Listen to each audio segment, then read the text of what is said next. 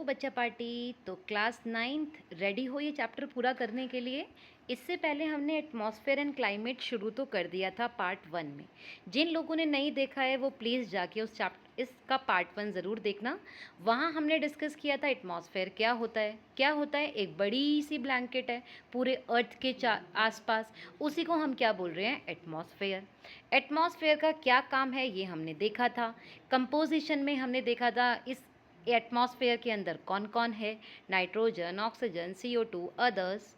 Layer के हमने पूरा डिटेल्स पढ़ा था, ट्रोपोस्फेयर कैसे काम करता है, स्ट्रेटोस्फेयर, मीजोस्फेयर, थर्मोस्फेयर, एक्सोस्फेयर, ये ऑलरेडी हम सारी चीज़ें कर चुके हैं।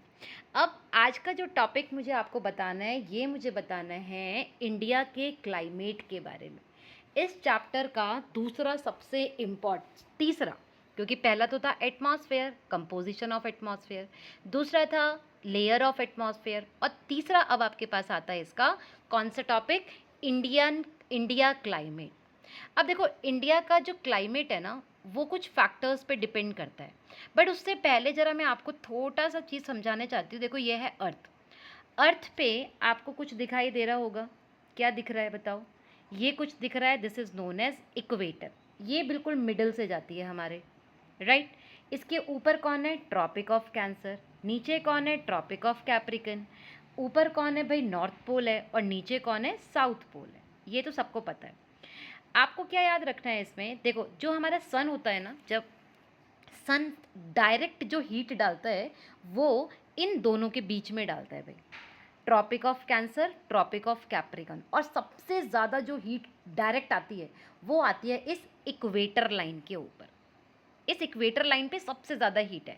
बट हम ऐसा बोलते हैं कि जो ये दो आपके पास लैटिट्यूड लाइंस हैं, कौन कौन सी, ट्रॉपिक ऑफ कैंसर और ट्रॉपिक ऑफ कैप्रिकन, इन दोनों के बीच में सबसे ज़्यादा हॉट क्लाइमेट रहता है, सबसे ज़्यादा गर्मी वाला क्लाइमेट रहता है। इतना क्लियर है, ये याद रखना, क्योंकि अब आगे वाला टॉपिक अगर आपको ये समझ आया तो आगे भी समझ में आएगा। अब हम देखते हैं आगे कि आगे है क्या। ये देखो, आपको यहाँ पे कुछ सिंबल्स दिख रहे होंगे, रेड कलर का, orange colour, yellow colour, green colour, blue colour, light blue colour, ऐसा कुछ दिख रहा है। दैट मीन्स जो रेड रेड वाला पार्ट है ना, देखो ये फिर से वही लाइन आ गई। अभी मैंने आपको एक लाइन समझाई थी, ये हमारे वो अभी मैंने आपको एक लाइन समझाई थी, ये कौन सी लाइन है, ट्रॉपिक, ये इक्वेटर। देखो जहाँ जहाँ से इक्वेटर जा रहा है वहाँ आसपास सब डार्क रेड हो रखा है। क्यों? इसका मतलब सबसे ज़्यादा गर्म वाला इलाका, सबसे गर्म वाला पार्ट कौन है, यही है।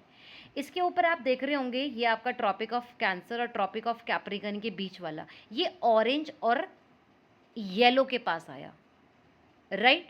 तो इसका मतलब ये ट्रॉपिकल क्लाइमेट लेके आया। अब आप जरा इस मैप के अंदर ढूंढ के बताओ तो इंडिया कहाँ है, दिख रहा कहीं इंडिया? ये है हमारा इंडिया, राइट। कहाँ है हमारा इंडिया? ये है हमारा इंडिया। तो हमारा इंडिया, जरा एक बार फिर से जरा ध्यान से एक चीज़ देखेंगे कि ये ट्रॉपिक ऑफ कैंसर से जा रहा है बिल्कुल मिडिल में, जहाँ आपका ये गुजरात पड़ता है ना। यहाँ पे बोलते हैं ना वहाँ पे बहुत गर्मी है। क्यों है वहाँ गर्मी भाई? बिल्कुल सेंटर से जा रही है ना ट्रॉपिक ऑफ कैंसर। ये तो हमें ये तो बिल्कुल गर्म कर देती है। यहाँ तो बिल्कुल डायरेक्ट हीट पड़ रही है सन की।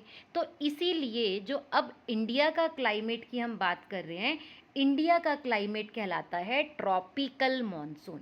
कौन सा कहलाता है? Tropical monsoon, right. तो अब इस ट्रॉपिकल मॉनसून में देखो दो चीज़ें आती हैं। एक वर्ड आपको याद रखना है, एग्जाम में पूछा जाता है, वेदर और क्लाइमेट में क्या डिफरेंस है। देखो वेदर का मतलब क्या हुआ, वेदर क्या लगता है वेदर का मतलब? वेदर का मतलब होता है आपके पास जो शॉर्ट पीरियड के लिए है, जल्दी जल्दी चेंज हो जाता है, राइट। मतलब किसी स्पेसिफिक जगह का, उस पर्टिकुलर टाइम का एटमॉस्फेयर क्या है, ये हम ना आर्ली बेसिस पे चेंज भी हो सकता है। जैसे सोचो अभी हम बैठे हैं तो अभी हमें लग रहा होगा कि गर्मी है भाई, सन निकल रखा, बहुत तेज़ गर्मी पड़ेगी। एक डेढ़ घंटे के बाद बादल आ जाएं तो बारिश आ जाएगी, तो वो क्या बन गया, वेदर। उसे क्लाइमेट नहीं बोलेंगे। क्लाइमेट किसको बोलते हैं? क्लाइमेट होता है किसी बड़े एरिया का, जहाँ पे 20-30 साल तक का एवरेज वेदर पैटर्न देखा जाता है, जो स्टेबल रहता है, जो चेंज नहीं होता, उसको क्लाइमेट बोलते हैं। एग्जाम्पल के लिए आप ऐसे याद रख सकते हो, वेदर का मतलब हुआ मूड, आपका मूड। क्लाइमेट का मतलब आपकी पर्सनालिटी। अब सोचो, आज अगर दिल्ली में अभी बारिश हो रही तो ये वेदर है, थोड़ी सी देर के बाद चेंज हो सकता है ना, धूप निकल जाएगी। तो दिल्ली में अगर मैं इस दिल्ली का अभी मैं बात कर रही हूँ 1-2 घंटे वाले टाइम की, तो दैट इज़ वेदर। बट अगर मैं बात करूँ कि दिल्ली का सर्दियों में वहाँ कैसा रहता है, ठंड में वहाँ कैसा रहता है, तो that means I am talking about climate, एक पैटर्न की बात कर रही हूँ। तो वेदर होता है जो शॉर्ट टर्म के लिए होता है, क्लाइमेट होता है जो लॉन्ग टर्म के लिए होता है, 30+।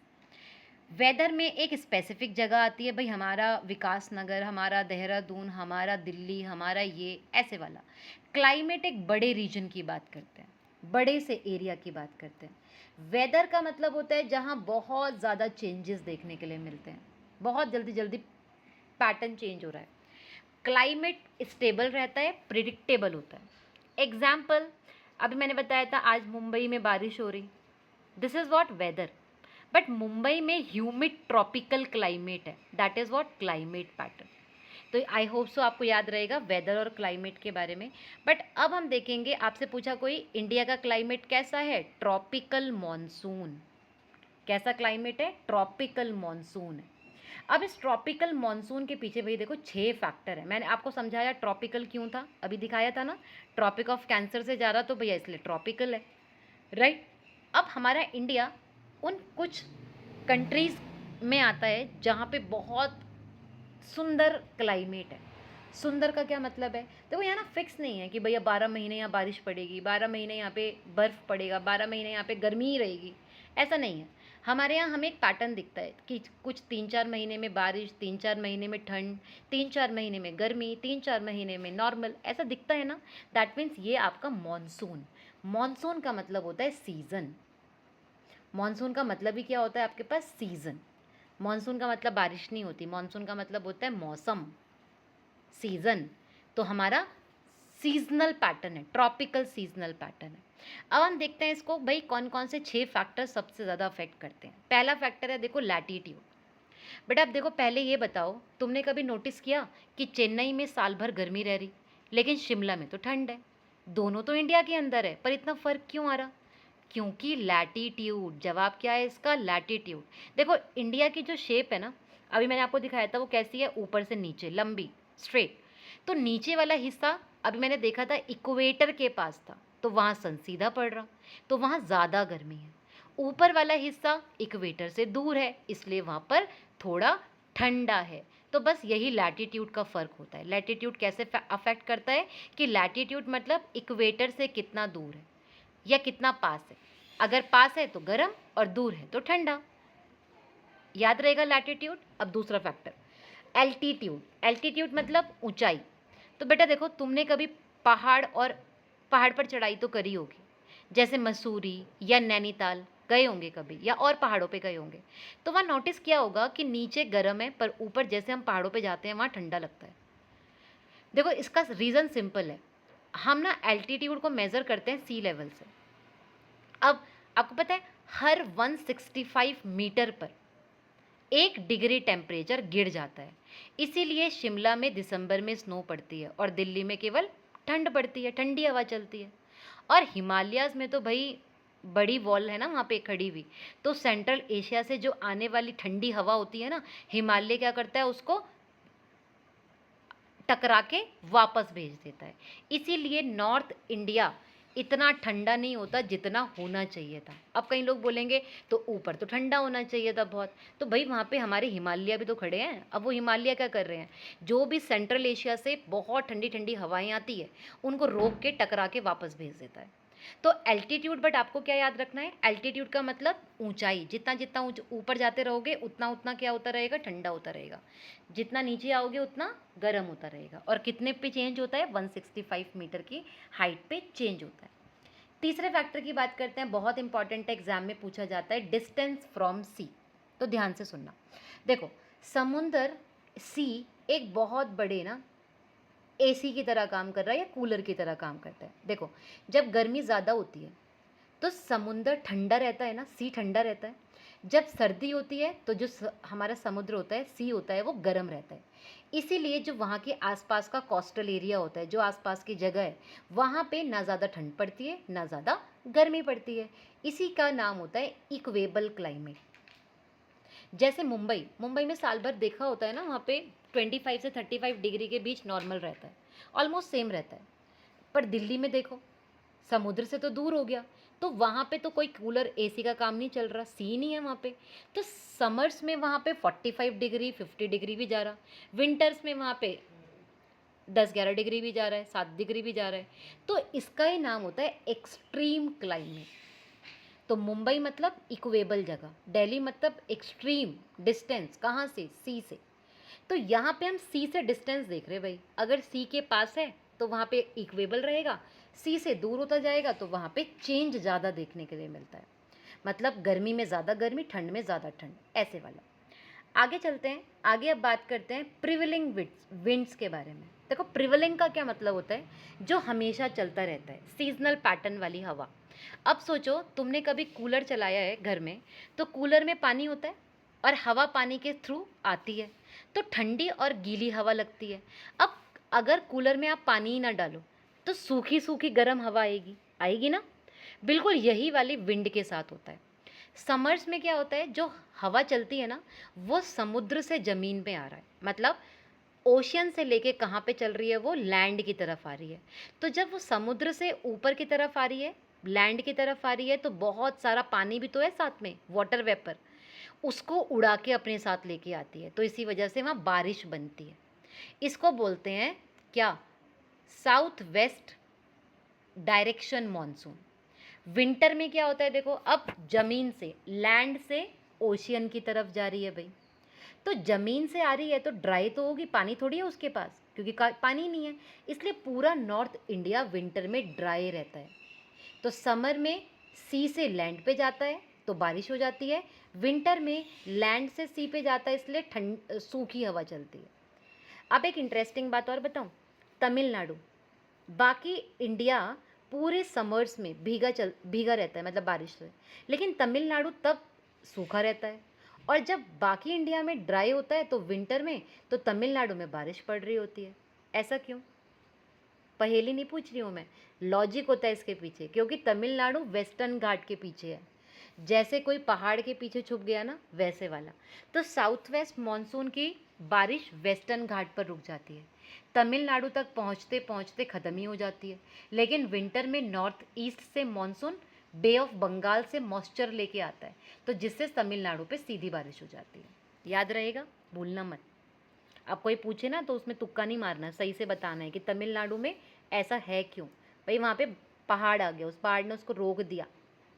फिफ्थ फैक्टर पे चलते हैं, वेस्टर्न डिस्टर्बेंस। देखो वेस्टर्न का मतलब वेस्ट, वेस्ट से आने वाला, और डिस्टर्बेंस मतलब कोई आने वाला तूफानी सिस्टम। तो ये कहाँ से आ रहे, मेडिटेरियन सी से आ रहे, मतलब यूरोप के पास वाला समुद्र, वहाँ से एक लो प्रेशर का सिस्टम निकलता है और वो हवा के साथ इंडिया तक आ जाता है। अब सोचो जनवरी फरवरी में तुम स्कूल जाते हो, ठंडी बहुत होती है, और कभी कभी अचानक से रात में हल्की सी बारिश भी हो जाती है, सुबह उठ के देखते हो तो हिमालय में स्नो भी पड़ी हुई दिखाई देती है। तो ये सब होता क्यों है, ये सारा होता है वेस्टर्न डिस्टर्बेंस की वजह से। और ये होता किसकी वजह से, बारिश से। अब आपको पता है ये गेहूं की फसल के लिए, जो राबी वाली क्रॉप होती है उसके लिए बहुत अच्छी होती है, बिल्कुल सही अमाउंट में पानी मिल जाता है इसकी वजह से। इसीलिए पंजाब और हरियाणा के जो फार्मर्स होते हैं ना, वो वेस्टर्न डिस्टर्बेंस का इंतज़ार करते हैं। तो वेस्टर्न डिस्टर्बेंस मतलब मेडिटेरियन सी से आने वाले सिस्टम। कहाँ से आ रहे हैं, मेडिटेरियन सी से आ रहे हैं। नॉर्थ इंडिया में विंटर रेन, नॉर्थ इंडिया में होती है जो सर्दियों वाली बारिश, और वो किसके लिए इंपॉर्टेंट होती है, राबी क्रॉप्स के लिए। ये तो एक्स्ट्रा में बताया मैंने आपको, बट याद रखना है। ट्रॉपिकल साइक्लोन, अच्छा टीवी पे कभी देखा, आंध्र प्रदेश कोस्ट पे साइक्लोन आ गया, साइक्लोन की वार्निंग आ गई, ट्रॉपिकल साइक्लोन्स आ गए। तो ये बनते कहाँ पे हैं, देखो बे ऑफ बंगाल और अरेबियन सी में। जब समुद्र का पानी ना बहुत गर्म होता है, 27 डिग्री से ऊपर मतलब, तो पानी तेज़ी से इवेपोरेट होता है, ऊपर जाता है और एक बड़ा सा घूमने वाला तूफान बन जाता है।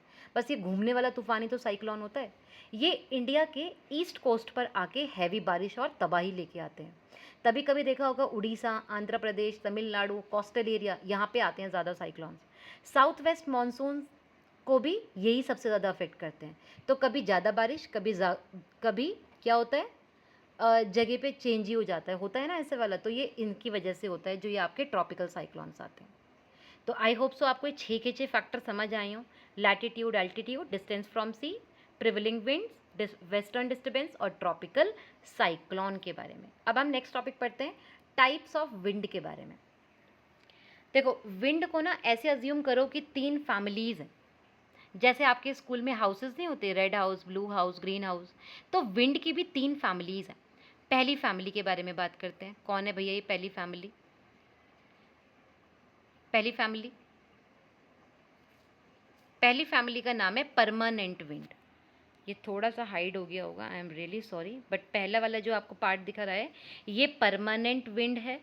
सेकंड वाला जो आपको दिखाई दे रहा है ये आपके पास सीजनल विंड है, जो बीच वाला दिख रहा है, और जो येलो येलो सा दिखाई दे रहा है दैट इज़ आपका ये कौन से वाला है, ये आपका लोकल विंड है। हेडिंग थोड़ा सा हाइड हो गया, आई एम सॉरी, बट उस पर लिखा हुआ है तो आप थोड़ा ध्यान रखना।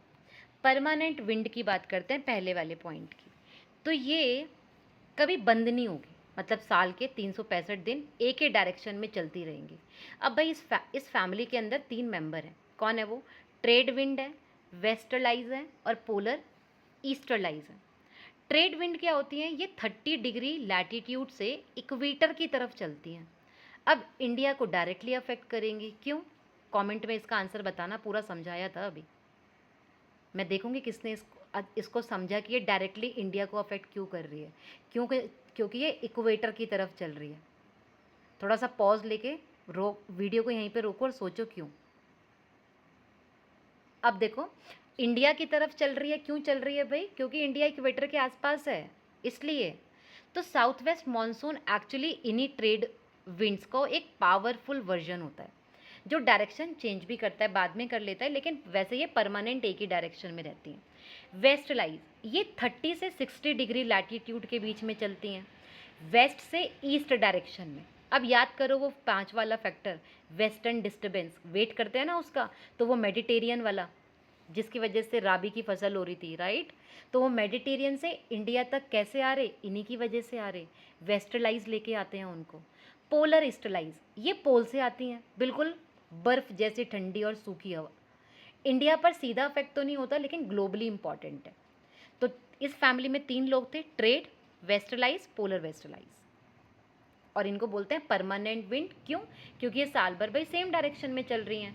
सेकंड फैमिली से मिलाती हूँ आपको, that is seasonal wind, monsoon.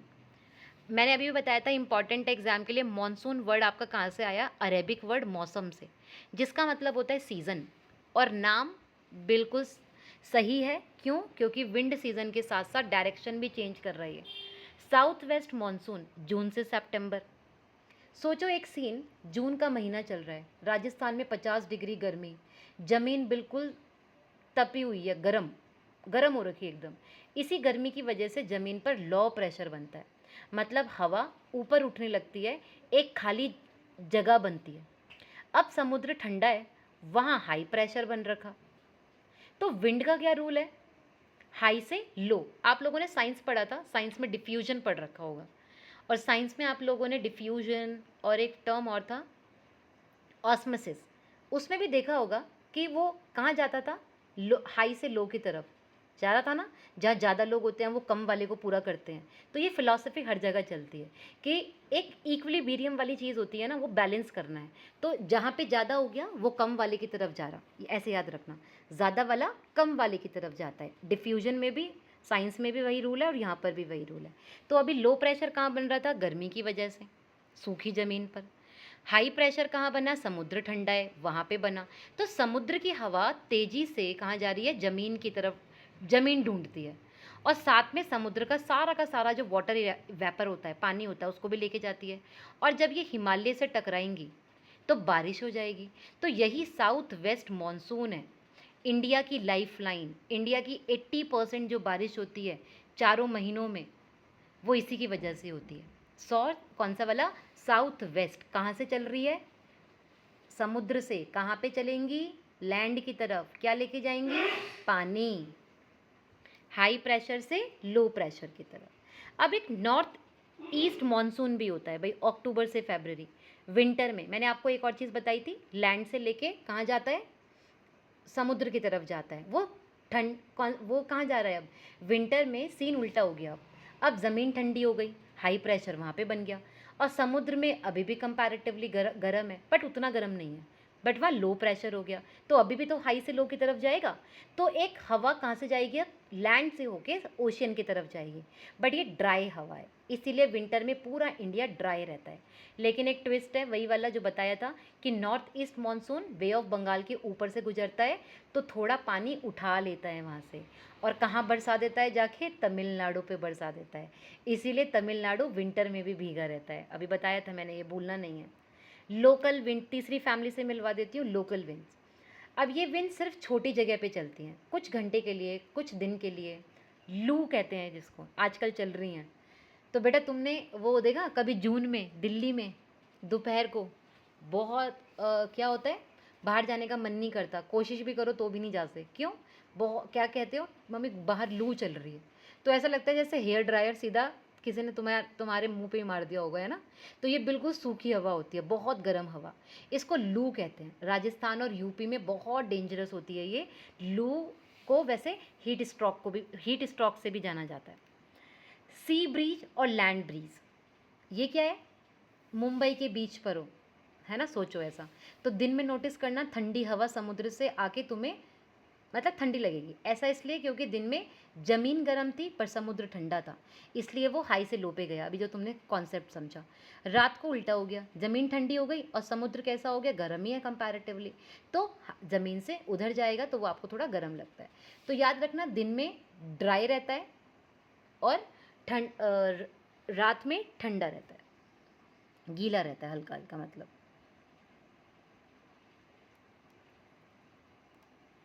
अच्छा, एक वर्ड आपके एग्जाम में पूछा जाता है, काल बैसाखी, तो ये ध्यान रखना, ऐसे एग्जाम में पूछा जाएगा what does it mean by काल बैसाखी।